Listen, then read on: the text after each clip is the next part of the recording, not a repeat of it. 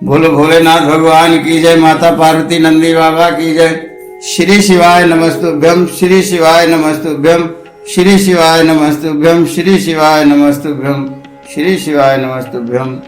भक्तगण भगवान शिव कथा के रसतत्व का ध्यान से श्रवण करें एवं भगवान शिव पर दृढ़ भरोसा करें। आपके समस्त कार्य भगवान शिव की कृपा से निश्चित पूर्ण होंगे। बोलो भोलेनाथ भगवान की जय। माता पार्वती नंदी बाबा की जय। अथ 10वां अध्याय महाबालेश्वर शिवलिंग के महात्म वर्णन प्रसंग में राजा मित्र शाह की कथा। बोलो भोलेनाथ भगवान की जय। सूत जी बोले, हे महर्षियों, समृद्ध संपन्न इक्ष्वाकु वंश में परम धार्मिक तथा सभी धनुषधारियों में श्रेष्ठ मित्रशाह नामक राजा था। उस राजा की मदयंती नामक धर्मनिष्ठ तथा कल्याणमयी पत्नी थी, जो कि राजा नल की प्रसिद्ध गुणों वाली साध्वी दमयंती के समान सती संपन्न थी। आखेट में रुचि रखने वाला वह राजा मित्रशाह एक बार विशाल सेना को साथ लेकर घने वन में आया। वहां घूमते हुए उस राजा ने साधुओं को दुख देने वाले महादुष्ट तथा नीच कमठ नामक राक्षस को मार डाला। तब उस निशाचर का पापी छोटा भाई, मैं इस राजा को छल से जीत लूंगा, ऐसा निश्चय करके कपट रूप धारण कर राजा के पास गया। उसे विनम्र आकृति वाला तथा सेवा करने के लिए आया हुआ देखकर उस राजा ने बिना सोचे समझे ही उसे रसोई का अध्यक्ष बना दिया। उसके अनंतर कुछ समय तक उस वन में विहार करके वह राजा शिकार से निवृत्त हो उस वन को छोड़कर आनंद पूर्वक अपने नगर को लौट आया। उसके बाद राजा ने पिता का श्राद्ध दिन आने पर अपने गुरु वशिष्ठ को आमंत्रित कर उन्हें घर बुलाया और भक्ति पूर्वक भोजन कराया। रसोइये का रूप धारण करने वाले उस राक्षस ने वशिष्ठ जी के सामने मनुष्य के मांस से मिश्रित सास मिस परोसा। तब गुरु इसे देखकर कहने लगे। गुरु जी बोले, हे राजन, तुम्हें धिक्कार है, जो कि कपटी तथा दुष्ट तुमने मुझे मनुष्य का मांस परोस दिया, अतः तुम राक्षस हो जाओगे। पुनः इसे उस राक्षस का कृत्य जानकर उन गुरु ने विचार करके उस सांप को अवधि 12 वर्ष पर्यंत कर दी। तब वह राजा गुरु के द्वारा बिना सोचे समझे दिए गए इस सांप को अनुचित जानकर क्रोध से व्याकुल हो गया और अंजलि में जल लेकर गुरु को शाप देने को उद्यत हुआ। तब उसकी धर्मशीला पतिव्रता स्त्री मदयंती ने उसके चरणों में गिरकर उसे गुरु को शाप देने से मना किया। तब राजा अपनी पत्नी की बात का आदर करके शाप देने से रुक गया और उसने जल को अपने चरणों पर गिरा दिया, जिससे उसके चरण काले पड़ गए। बोलो भोलेनाथ भगवान की जय। माता पार्वती नंदी बाबा की जय। श्री शिवाय नमस्तुभ्यम, श्री शिवाय नमस्तुभ्यम। हे मुनीश्वरों, उसी समय से वह राजा उस जल के प्रभाव से इस लोक में कलमासपाद नाम से प्रसिद्ध हुआ। तदंतर ऋषि श्रेष्ठ गुरु के शाप से वह राजा मित्रशाह वन में विचरण करने वाला भयानक हिंसक राक्षस हो गया। कालांतक यम के समान राक्षस रूप धारण कर वह राजा वन में घूमता हुआ अनेक प्रकार के जंतुओं एवं मनुष्यों का भक्षण करने लगा। बोलो भोलेनाथ भगवान की जय। माता पार्वती नंदी बाबा की जय। श्री शिवाय नमस्तुभ्यम, श्री शिवाय नमस्तुभ्यम, श्री शिवाय नमस्तुभ्यम। काशी वाले से मिलना बड़ा जरूरी, काशी वाले से मिलना बड़ा जरूरी, भोले बाबा से मिलना बड़ा जरूरी, डमरू वाले से मिलना बड़ा जरूरी।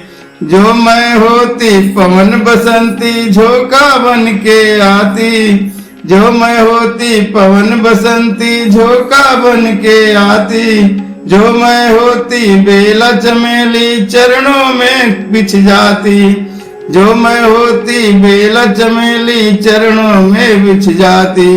बन न सकी मैं हवा का झोंका, ये मेरी मजबूरी, डमरू वाले से मिलना बड़ा जरूरी, डमरू वाले से मिलना बड़ा जरूरी। बन न सकी मैं हवा का झोंका, ये मेरी मजबूरी, डमरू वाले से मिलना बड़ा जरूरी, डमरू वाले से मिलना बड़ा जरूरी। हर हर महादेव, हर हर महादेव। यमराज के समान रूप वाले उस राक्षस ने किसी समय वन में विहार करते हुए किन्हीं नवविवाहित किशोर मुनि दंपति को देखा। तब मनुष्य का आहार करने वाले उस साप ग्रस्त राक्षस ने किशोर मुनि पुत्र को खाने के लिए इस प्रकार पकड़ लिया जिस प्रकार व्याघ्र मृग शावक को पकड़ लेता है। इसके बाद राक्षस द्वारा कांख में दबाए गए अपने पति को देखकर उसकी पत्नी भयभीत होकर करुण वचन बोलती हुई उससे प्रार्थना करने लगी, किंतु उसके अनेक बार प्रार्थना करने पर भी नरभक्षी, निर्दयी तथा दूषित अंतःकरण वाला वह राक्षस ब्राह्मण पुत्र का सिर नोचकर खा गया।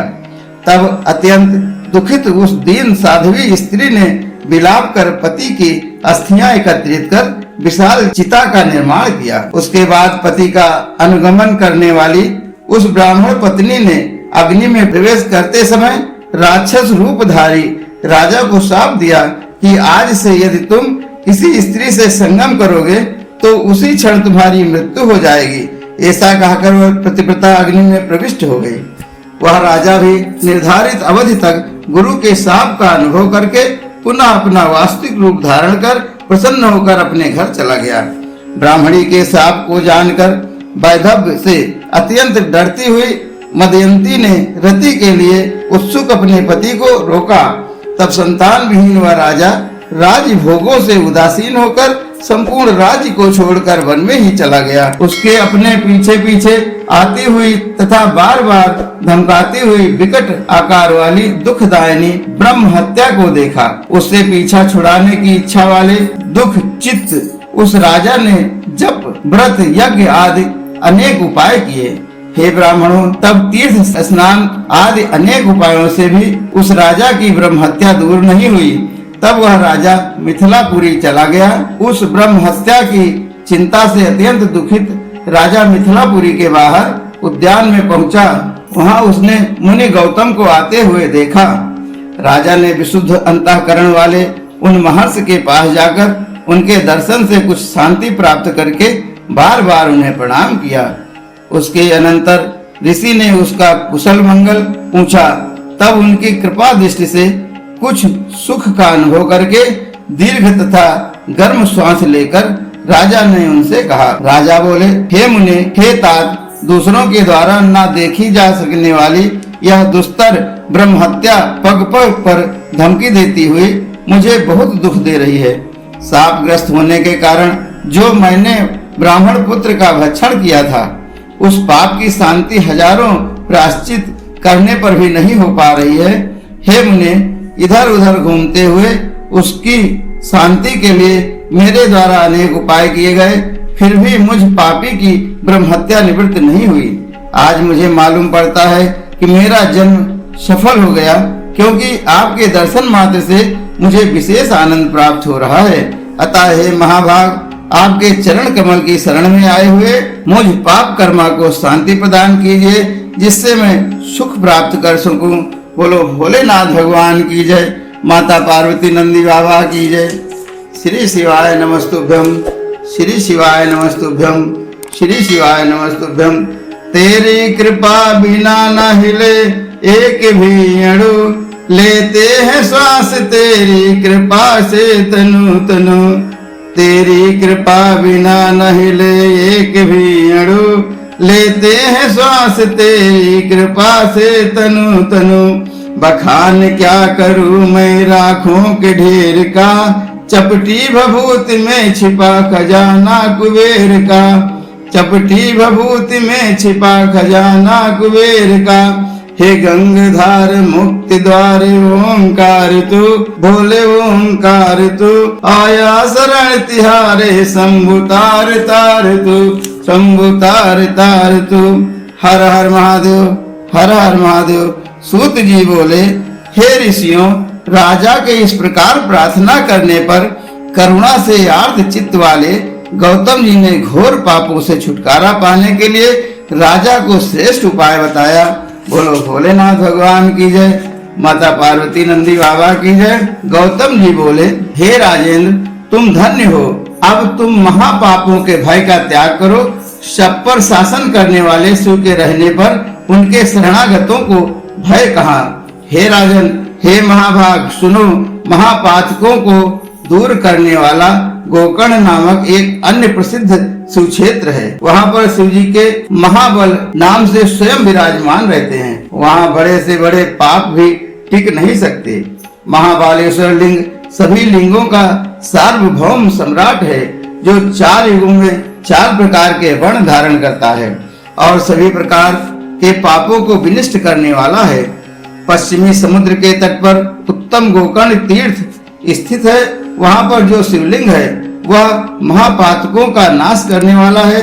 महापापी भी वहाँ जाकर सभी तीर्थों में बारंबार स्नान कर महाबालेश्वर की पूजा शैव पद को प्राप्त हुए हैं।